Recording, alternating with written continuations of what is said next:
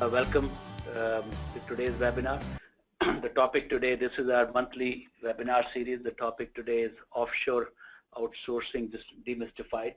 And this webinar will cover a very practical viewpoint and advice on this topic of should you consider complicating your life and bring in an offshore outsourcing software development component to your software development work. And if you do, how do you do it right? So we are two of us, and I'll let my co-presenter introduce himself, Kelly, in a few minutes. So that's the topic we'll cover.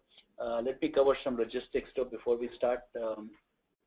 We'll have about 45 minutes or so of our presentation material to cover with you.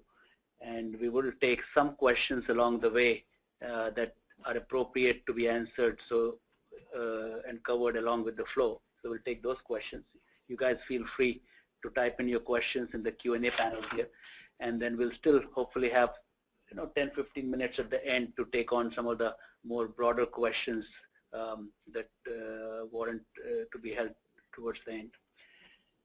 With that, and then we will provide you the PowerPoint and the recording, and all that will, as usual, be available via our website. So with that, let's go on with the content here. And let me introduce myself quickly, and then I'll let Kelly introduce him. So in my case, I've been in and around. I'm Hemant Alhans. I'm CEO, co-founder of Synerzip. And essentially relevant for this topic at hand, offshore outsourcing, I've been in and around software for about 30 years or so. And more relevantly for this topic, I have been both on the client side, where I partnered with other companies to develop software offshore, and then I've been now on the vendor side doing it for other clients. And of course, I've been, as you see in my profile, been a developer and a product manager in my early career. So in that sense, I have fairly good perspective from all angles to be able to help think through this topic. And let me have Kelly, if you can introduce yourself. Thank you, Hemant. My name is Kelly Stephen. I'm an independent consultant, and for the last almost 6 years now, I've been on my own working with a variety of different companies and software organizations to help them do a better job of delivering quality software in a variety of different industries and methods. My background is, prior to that, was 20 plus years of leadership experience as head of development and or product organizations, working for a variety of different software companies. And as part of that, 10, actually almost 15 years of experience working with a variety of offshore and diverse teams to help augment our process and to help be part of our team. So I have a lot of experience working with different entities overseas and onshore as well. Excellent. Well, thank you, Kelly, for joining us to present this topic. So let's now start covering the topic itself. So I'm on to next page, and I'm assuming you guys can all see your screens refreshed in a timely way. So let's first tackle this question, why complicate your life? Essentially, we know software development is hard. There are a lot of moving parts in software development. So the primary question, very real for all of us, is why complicate, why bother doing development in a remote offshore kind of a way and in an outsourced manner that we're covering in this topic. So and my sincere advice is, if you can get away without doing it, don't bother. Don't complicate your life. Do software locally. It is complicated enough. But having said that, our own observation is that the reality is there's not enough talent, software talent available locally, whether you are in Silicon Valley or in Austin, Texas, or Boston, New York. Doesn't matter where you are. There's a lot more need for software talent with all the innovation in various software categories going on. More need for software talent than there is availability of software talent in any zip code. So the challenge for many of you, many companies, is they want to assemble a talented pool of software professionals to deliver on their roadmap and their value proposition.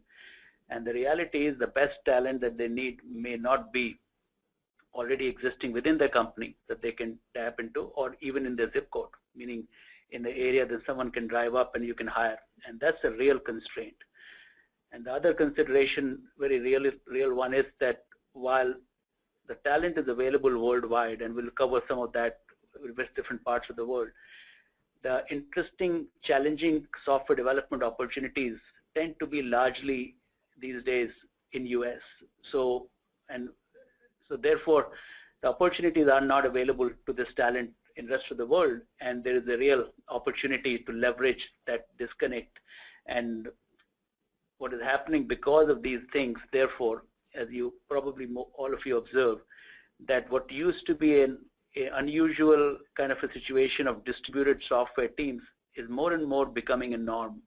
Rarely do I work with a client or come across a software company where they have an entire software team co-located locally. It just is a rarity these days.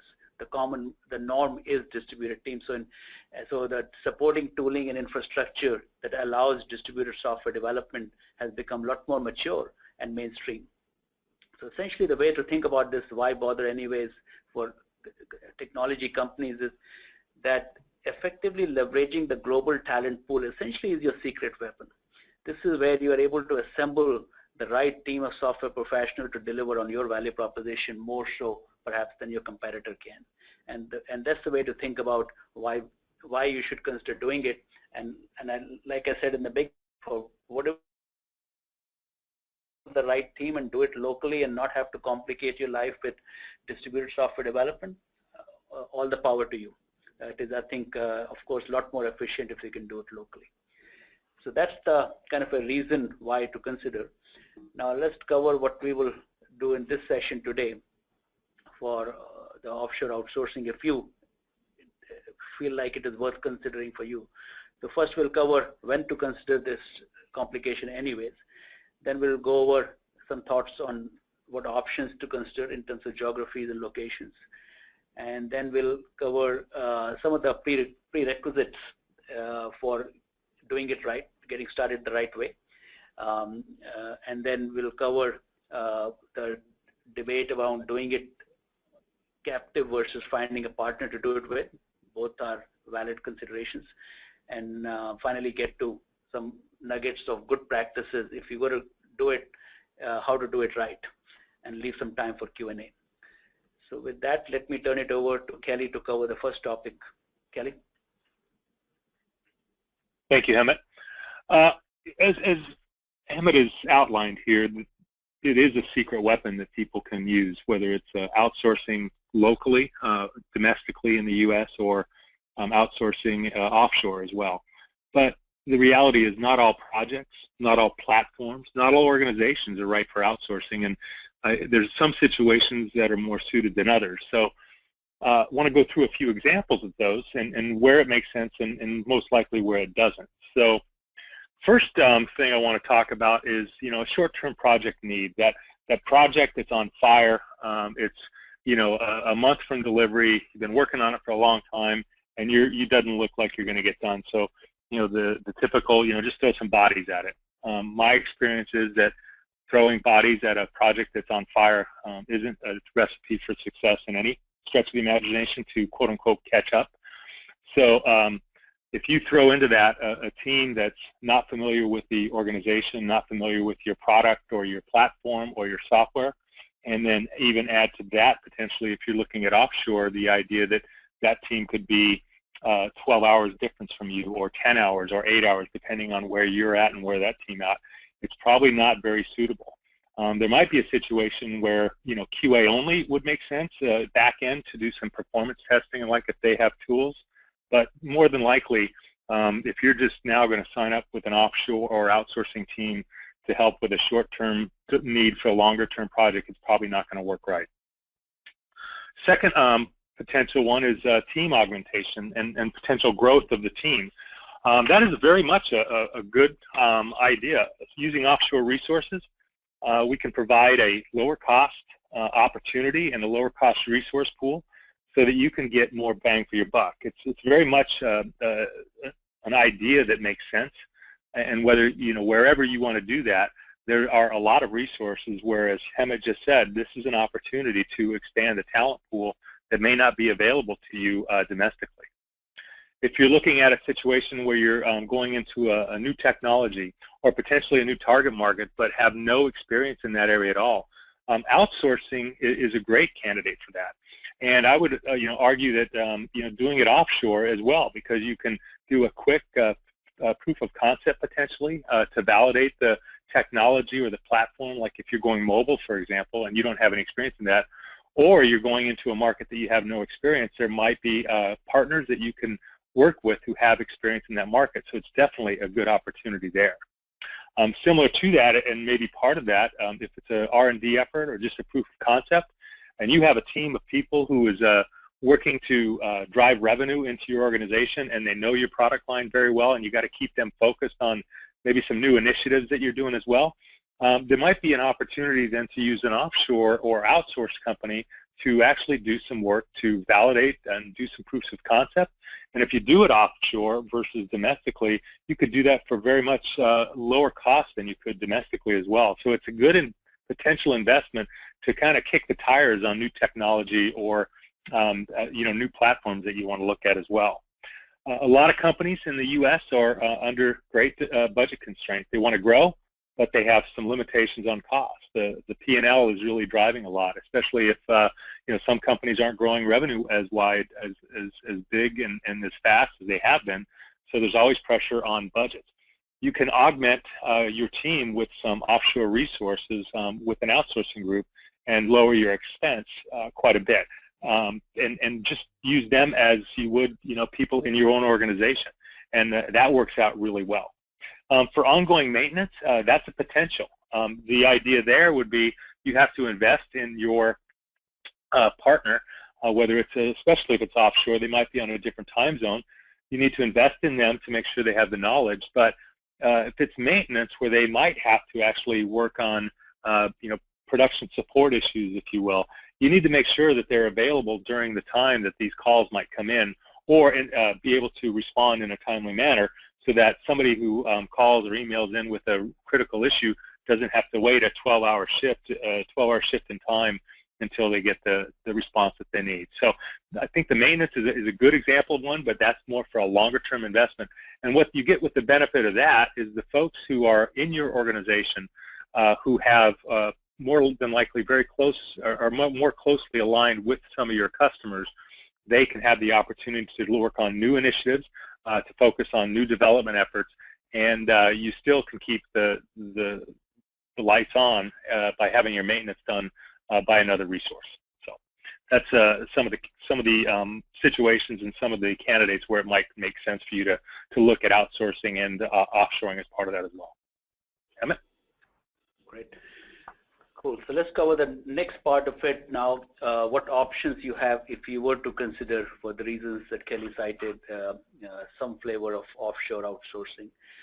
So this next page, as it refreshes on your screen, the flat world, essentially is a high-level perspective from our kind of accumulative experience working with clients in various time zones and various geographies. Give me a minute, I go to meeting, this thing keeps popping up. Okay, so the world is flat. As I mentioned, there's good talent everywhere in the world. There's no particular geography has any strong reason why they're better than others. So here are the 4 key criteria we think about when you're considering more dominant geographies, and I divided this into 3 main categories of geographies and columns. So let me just describe those. One is a common option of somewhere in South America, Central America or South America, let's say, whether it's a Costa Rica or a Mexico or Argentina. All those are candidates and many others in South America and Central America region. And I'll go through the merits, but that's what's in that column. In the second column, Eastern Europe, whether it is Russia, whether it's Ukraine, whether it is any of the other countries, we hear Poland sometime. Those are all in here as a general category. And then I called out India, but you could probably consider some of the other countries in that subcontinent, where the Pakistan could be considered. But all, I think similar considerations apply. And just for the purposes of simplification, I combined them into these three broad categories. So let's go through each of these, and I will share our kind of a high-level perspective on the trade-offs involved if we were to look for talent in any of these areas. So the first criteria, a very real one, is the time zone. So as I mentioned, software development, particularly software product development, is a complicated business. Requirements change, technology changes and all that. So it is enough of complication in there. You want to be able to collaborate with the rest of your team wherever you're located. So time zone is very important consideration, working hours overlap. So countries and regions in South America clearly are a huge positive. Roughly speaking, depending on where in US you are, East Coast versus West Coast and all that, and are you considering a team in Costa Rica or Mexico and so on, we're talking roughly a couple hours of time zone difference. So that's the most. So if you are, let's say in Texas and you are have a team in Guadalajara, Mexico, it's the same time zone, so it's a huge advantage. But otherwise, if you're California, you got 2 hours of difference. So a couple of hours of difference is pretty good to be able to deal with. So it's a big plus. So those are 2 plus points for that region on the time zone consideration. On time zone consideration, when you think of Eastern Europe, we're talking about roughly 6 hours, give or take, depending on specifics of which country you are in. And so it is still, you can still get good 3-4 hours usually of overlap with the US time. When you get to India, it gets much worse, of course. It is almost 11-12 hours of overlap, depending on daylight savings or not, and what part of US you're overlapping with, East Coast versus West Coast. Of course, all of India is in the same one common time zone, but it is close to 11 hours roughly. So it's a significant negative actually to leverage an India team on this count of time zone. And we just got to acknowledge that and deal with it. So that's first key consideration. Second key consideration is the availability of talent, quality of talent that is available. And what our observation right now is, this is a plus in all countries, all regions.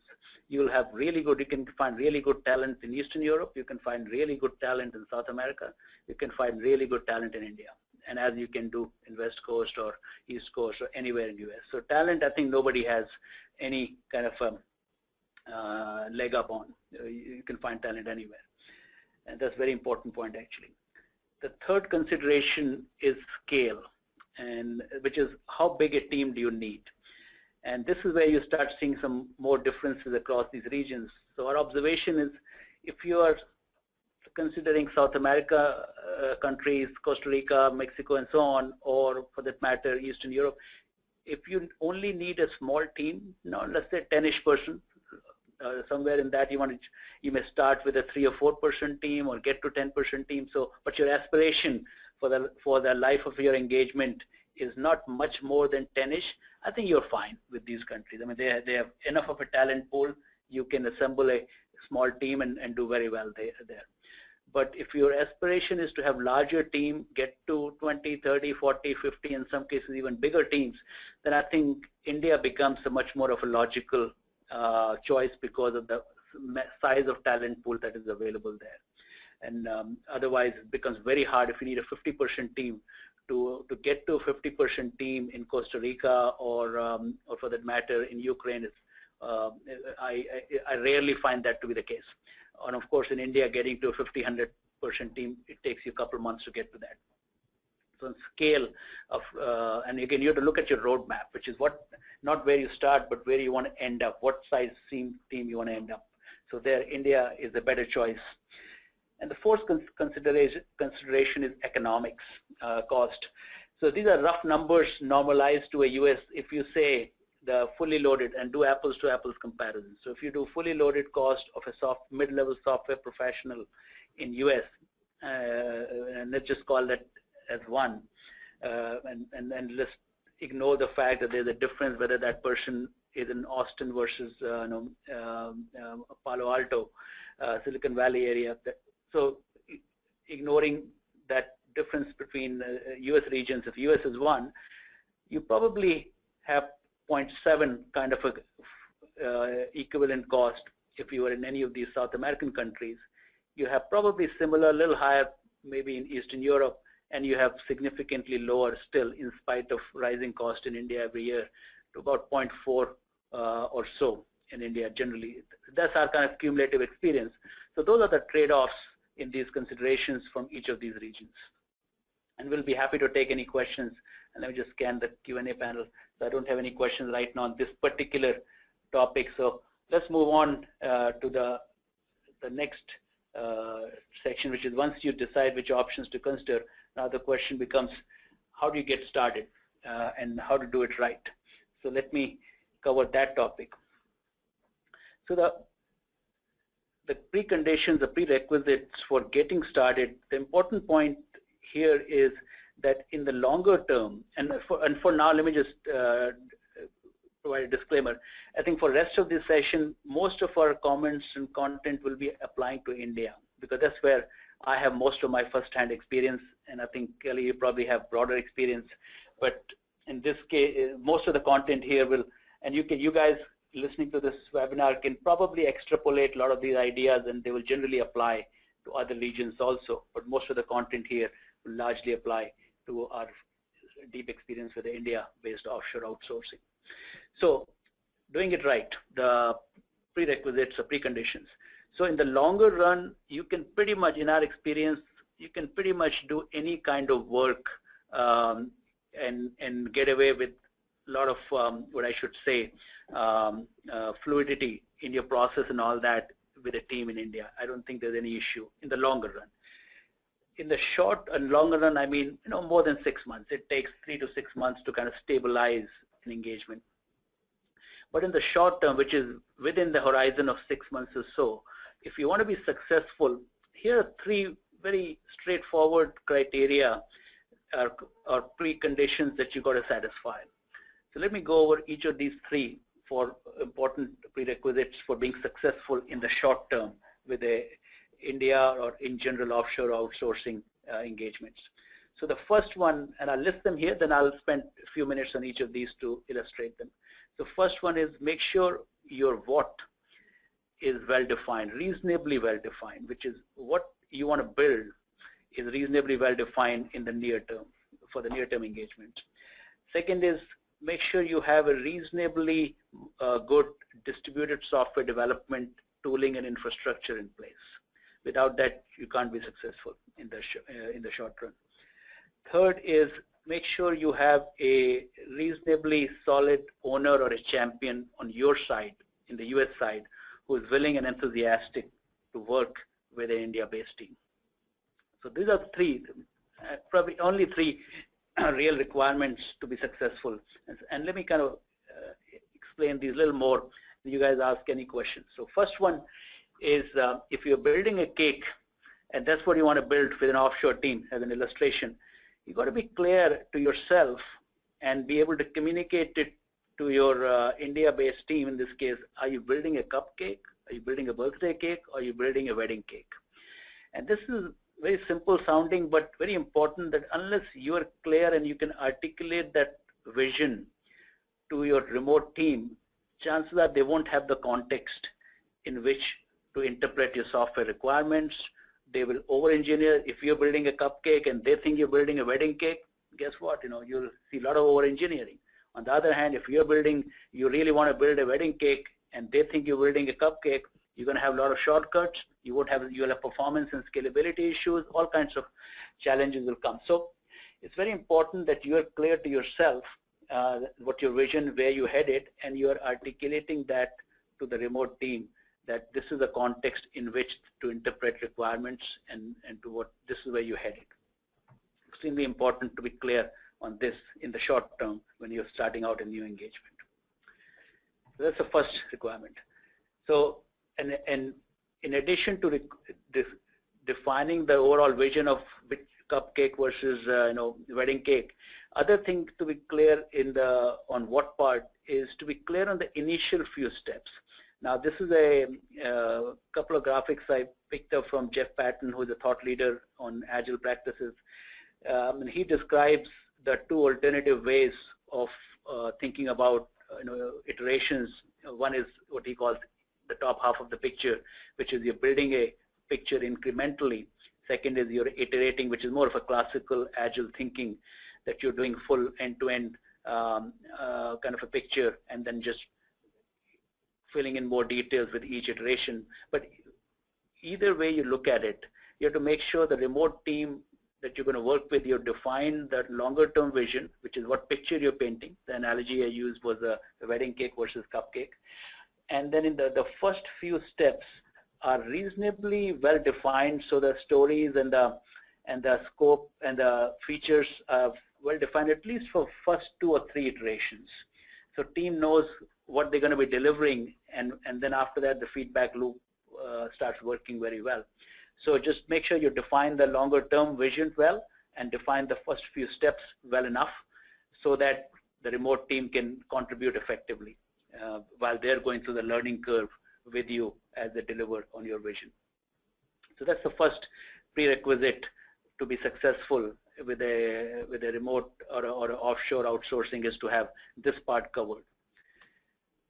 Second part to do well if you're going to do remote or offshore outsourcing is to have a reasonably good distributed software development infrastructure. So let me illustrate in this picture. If you see the bottom half of this picture, you have a team, we're calling it a client team in Austin, Texas, and let's say it's 9 a.m. Central Daylight Time for them. On the right, bottom right, you have a team sitting in India, in this case Synergip team in Pune, India, and at that time it is 7:30 p.m. for them. And these are both teams, both are Scrum teams, reasonably balanced Scrum teams in this illustration rather. You have 4 developers, 2 QA, 1 product owner, which is a typical team, and they're both collaborating, working together. And what I'm illustrating in this picture is to have a distributed software development infrastructure where each of them have their own local development environments. They're not constrained by bandwidth issues and all that. They just, developers as usual are just going about at their own pace and doing the development work. But they're sharing a common infrastructure of source code control, issue tracking, test case management, overall backlog grooming and all that. If you see in the cloud, usually these things are in the cloud these days, so very easy to access, and both teams have access to cloud. And then of course they have typically on the cloud a dev environment, a test environment, staging environment. In many cases our teams will also have access to production environment, but they have a local dev environment in their own offices. So that's a common kind of a distributed development infrastructure that works very well and allows both teams to contribute effectively without stepping on each other. And so what I should amplify you shouldn't do, and we find some teams do and get themselves into a problematic space, is if you're sending, let's say, requirements back and forth on Excel documents. But if you're doing that for a few days, it's okay. But you got to have a shared issue tracking system, whether it's a Jira or a Rally, to be able to systematically track all the requirements and through iterations, and both teams should be able to contribute effectively. So that's just an example of the infrastructure you need to have to allow a distributed team to work well with you. Without this, I think it becomes extremely problematic given the time zone difference and all that. So my advice is don't go into a offshore outsourcing model without putting together a reasonably good distributed software development infrastructure, something along these lines. And you may still have a VPN connection for some backend access and all that, that's all fine, but something along these lines is needed. Okay, so that's the second requirement for getting started with offshore outsourcing. A third requirement, very important one, is an owner, an enthusiastic owner in your side, on the US side, assuming the client is in the US. So you need someone who is truly enthusiastic about working with a remote team in India, and they're willing to deal with the time zone difference, whether it's early morning, late evening, chat sessions and video conference they need to get on. They're happy with and comfortable dealing with English language issues, or at least accent issues that sometimes can be somewhat challenging for 2 parties to understand each other. In some cases, some level of travel is required from India to India, and they should be enthusiastic about signing up for that. So that's needed. They should have a clear mandate on your side to make it successful, and they should be effective to take out any roadblocks if there are any challenges, for example, coming in creating access through the firewall to make a VPN connection to happen, or providing licenses to a source code control access and all that. I mean, the enthusiastic owner or a champion should be able to get all those done effectively. Otherwise, the remote team sitting in India would just be spinning their spinning their wheels. And the other important thing about this person is they should not, and their team should not, have any hesitation or insecurity about their own job. What should happen is that they're concerned that here comes a India-based team, and does that mean that they will lose their job, or their team will get reduced in size and all that. If there's any of this concern on the weighing on the minds of the champion or the team, I think you will have a difficult time making this work, because they will not be on the same side. The teams won't be on the same side. So it's extremely important to have an enthusiastic owner and champion who truly wants to make it work, make it successful, and is not insecure about their own career and job safety.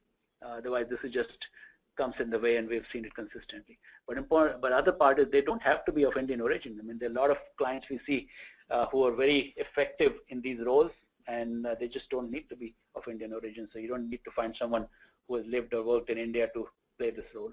But this is extremely important person. Unless you can identify this person and have them shoulder this ownership, I think you will have a hard time making this model successful. So that's it for the 3 key prerequisites that I mentioned. So let's turn our attention now to the next topic, which is, if you decide to do this, should you do it yourself or find a partner to do it with? So with that, over to you, Kelly. Thank you, Hemant. So obviously, one of the options that you have, we're talking here about not only outsourcing or not, but then offshoring or not. You can decide to go offshore with your own resources and create an entity over there. Again, if we're looking at focusing on India, given that's the primary of both of our experiences, think about that. Go to the if you want to build your own, you need to really look at the critical mass of what you're looking at and know and understand the economics. Building your own team gives you total control. It's a big win for you from that. However, it also requires you to make a larger commitment to the entity. You have to have and make sure all functional areas are in place in that area. You need a legal entity, and you need the legal team over there who knows the local area laws that can handle what you need.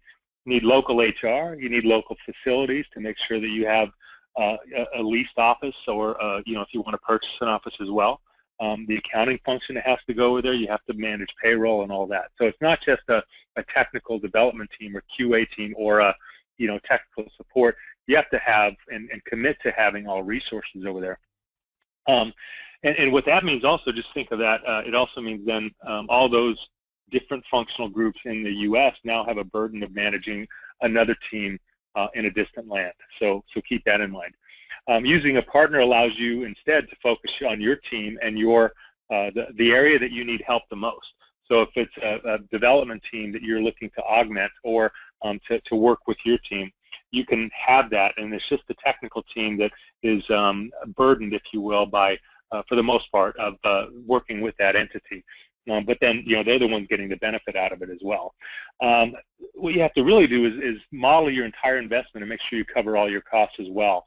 The transfer pricing is a good example of one in specific tax issues. Earlier this year, Apple was hit with a huge tax bill from Ireland, if you saw that in the news, and they thought, they had the legal entities there, and this was their own organization. So you have to model that into your cost, and it does work for some organizations, the larger organizations. I've worked in and with companies that have their own teams and have partnered with others, and in both cases, it can work very well. However, if you are going to do that, understand the economics beyond around creating your own team. It's a very critical process. Secondly, the thing to focus on as well is the time to value.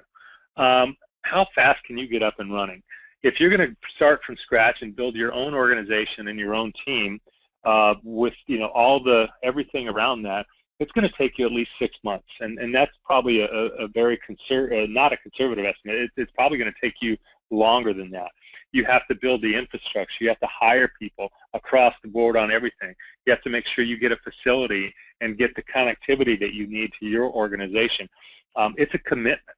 And so if you're looking for help, hey, I need to grow this team, and I need to do that in the next quarter or by the end of the next quarter, it's probably not something that's going to be likely if you're going to start from scratch by building your own team.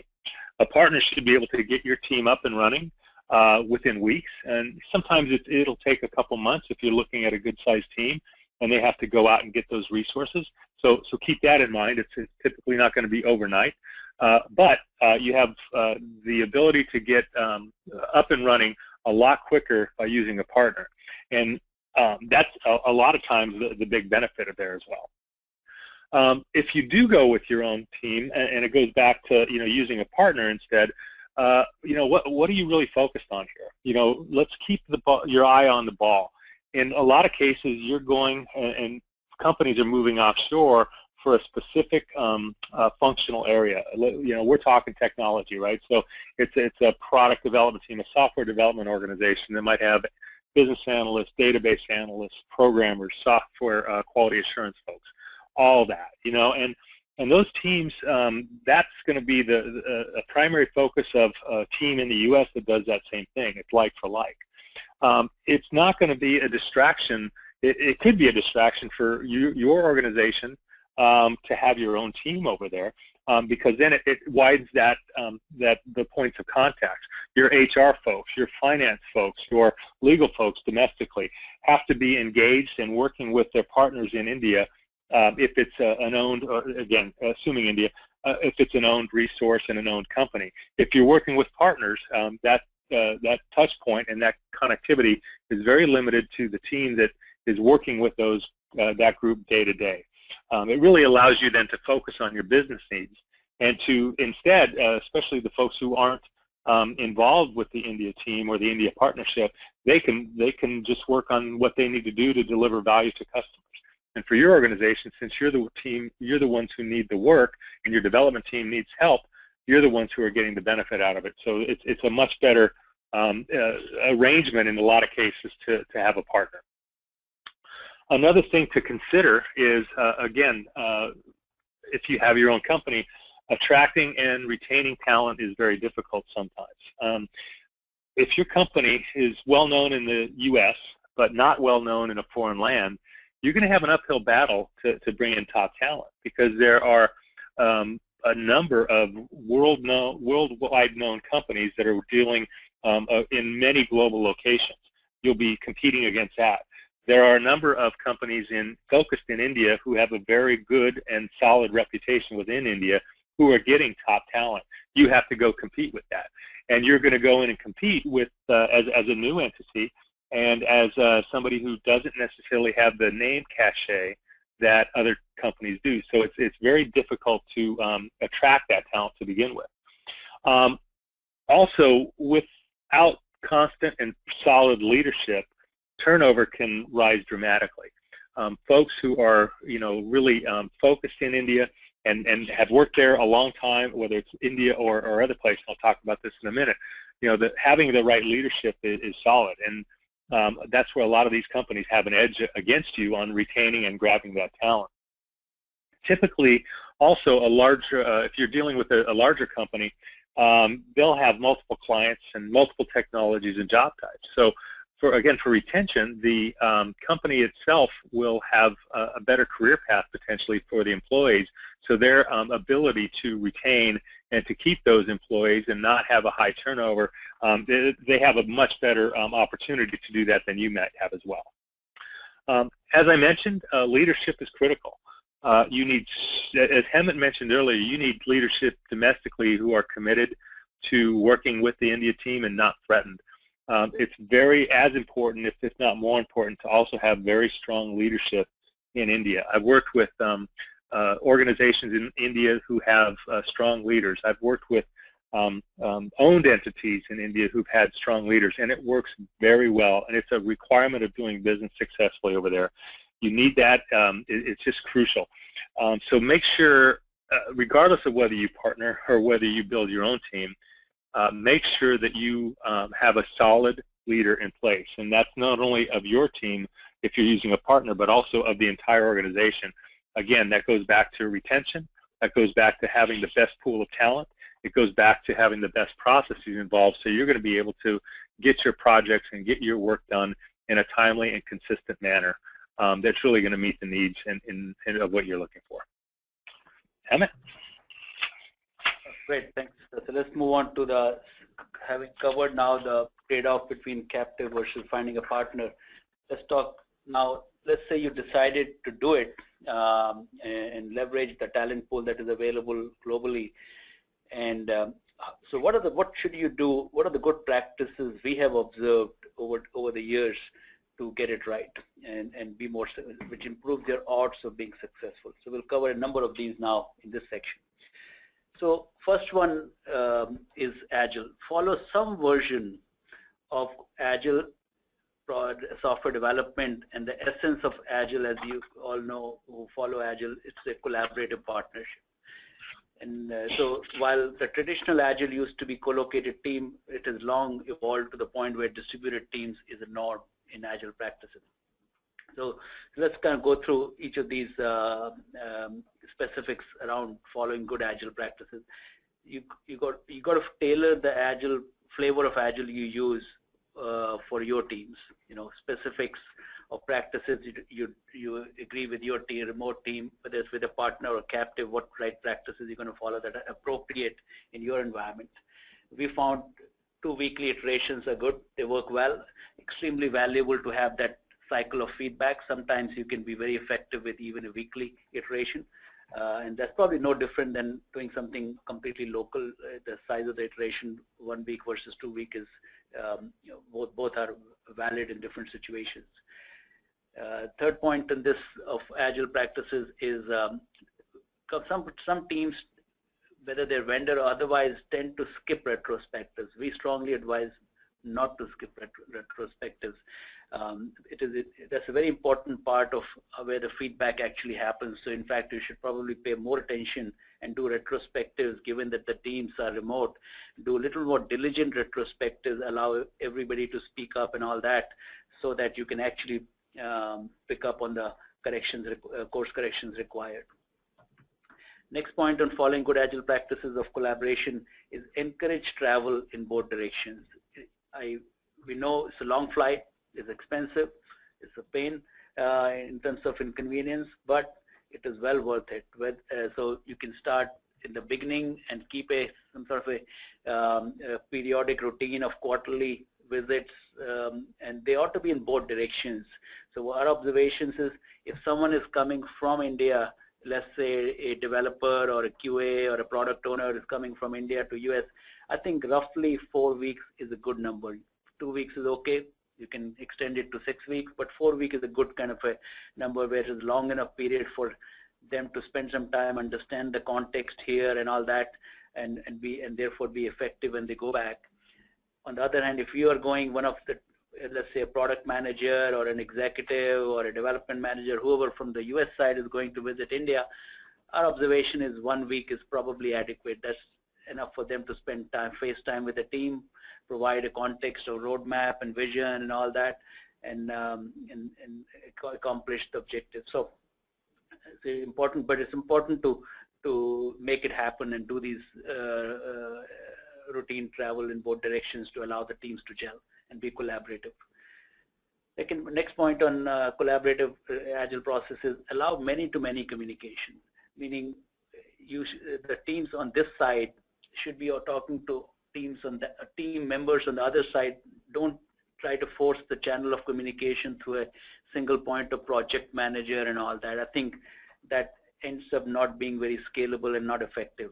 I think teams need to feel, both sides need to feel like they're working as a team rather than in a hierarchy where the channel of communication is constrained through one point project manager of sorts. So whether you use video or audio or IM chat, it doesn't matter.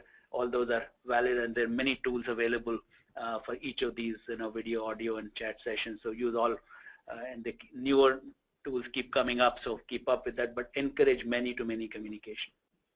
And the final point on Agile collaborative partnership is invest in distributed development infrastructure, which I touched upon before. The key components are make sure there's something to allow backlog grooming and backlog management, something like in Atlassian Confluence or some sort of a wiki, so teams can go back and forth, and while they're working on iteration N, you are grooming iteration backlog for iteration N+1 and N+2. So that collaboration is happening in parallel while teams are working on the current deliverables.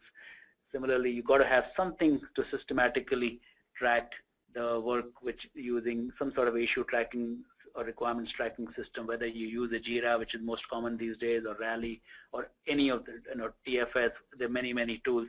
Doesn't matter which tool you use, but use something that lend itself for a distributed team to contribute and review. And then finally, you got to have a good, robust dev test staging infrastructure that teams can systematically work with, and not have to run into issues that they have a different dev environment on one side and a different dev environment on the other side, and the defects are not being reproducible, and all those complications of software development that you're better off avoiding. So invest in proper distributed software development tooling for the teams to be effective.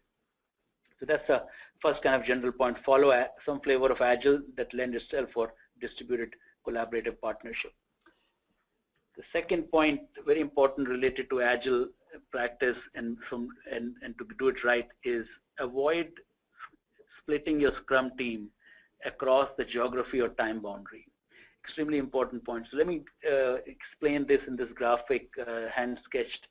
So on the left side of this, the two alternative ways you can think about the team structure. So one is on the right hand side, you have in each of these graphics, on the right hand side you have a team sitting in India, and this is a team of, let's say, 4 developer, 2 QA. So in this color scheme, blue color is a developer and green is a QA. And on the US side, in both of these, you have a red colored product manager or a product owner, whoever is defining the requirements and prioritizing them.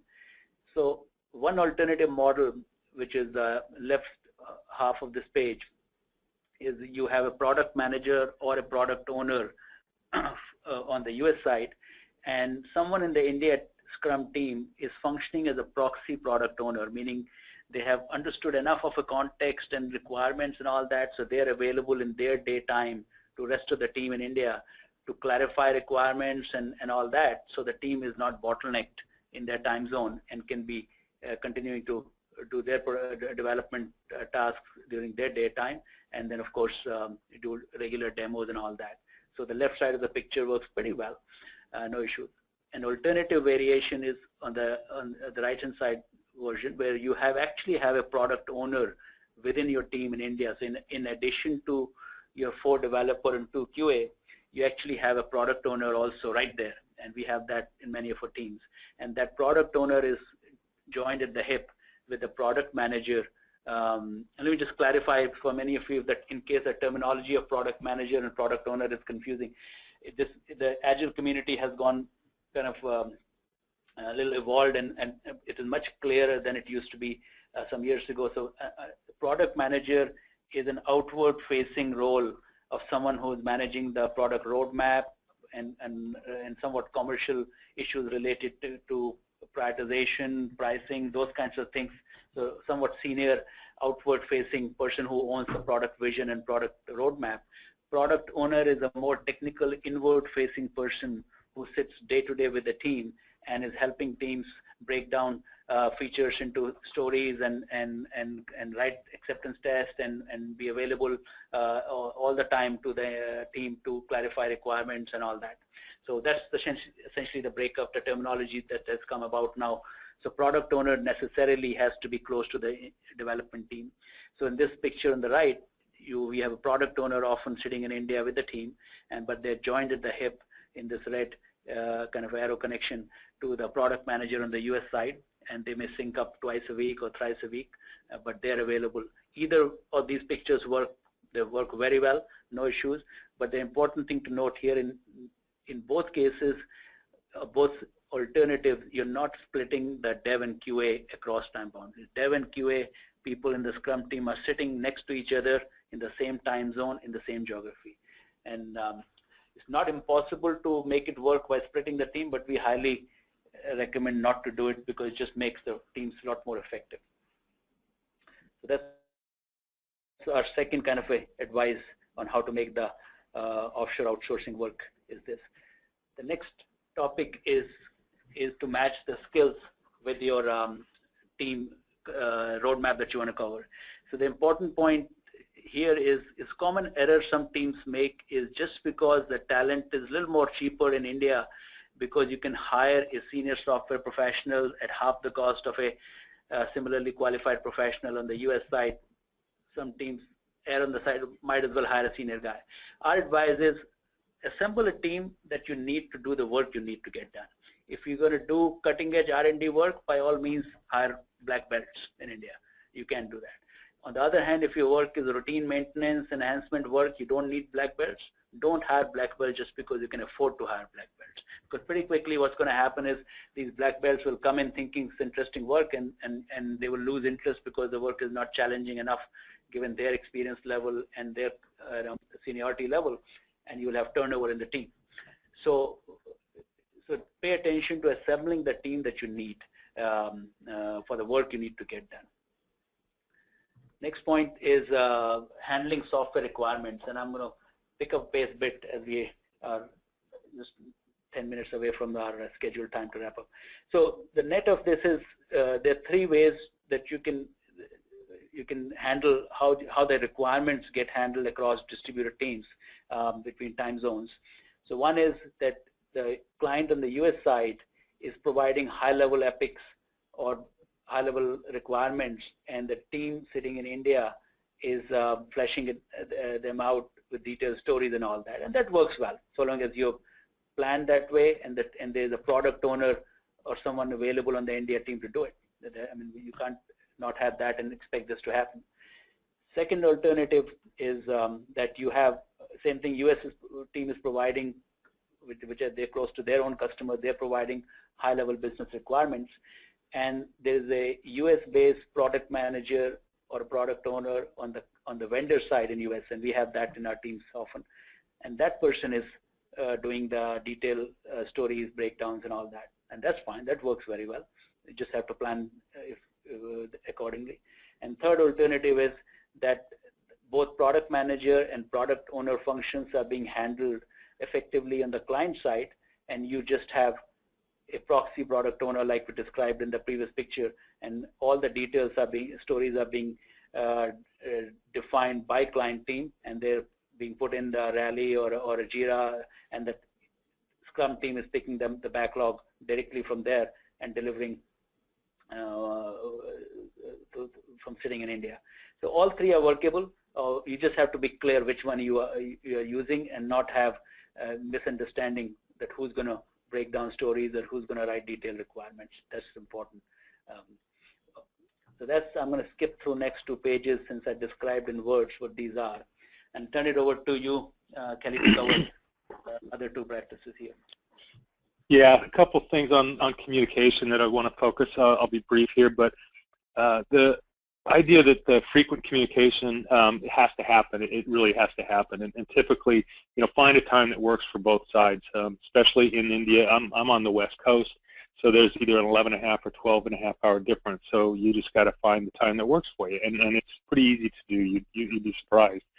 Also, understand that written communications a lot of times helps to conquer language barriers. So just have some empathy. If you're having trouble understanding because of an accent somebody on the phone, understand that they're more than likely having the same difficulty understanding you. So make sure that you understand that, and written communication is always good to go. But foster an environment where they are partners, not vendors, so they speak up. They have great ideas. You're hiring the right people. You're bringing in partnership with good ideas. So understand what they do. So I think that's kind of common sense here, but just always make sure that you have that rich communication. And the last thing I want to touch base on is sensitive data. There's a lot of folks are under the wrong impression that, you know, HIPAA or if you're PCI compliant, you really can't use offshore vendors. That's not the case at all. You definitely can. You just need to make sure that everything that you have to do to make sure your onshore teams are compliant, your offshore teams have to be compliant as well. If you have, you know, there are restrictions around sensitive data, but those restrictions are also in the U.S. There's nothing in the HIPAA or PCI that says you cannot, you know, send data overseas. You just need to make sure that it's a secure line. It's you know, everything that has to happen domestically has to happen in offshore as well. One thing to be aware of, and I've worked in this environment several times, but sometimes you might have a client who has put a restriction on where his or her data can go, and you have to be cognizant of that too. So it may be okay to do it per the PCI, HIPAA, or any other security guideline, but it may not be good for your customer contract. So just understand that as well. But there's no restriction in HIPAA or PCI or anything else. So, Emmett?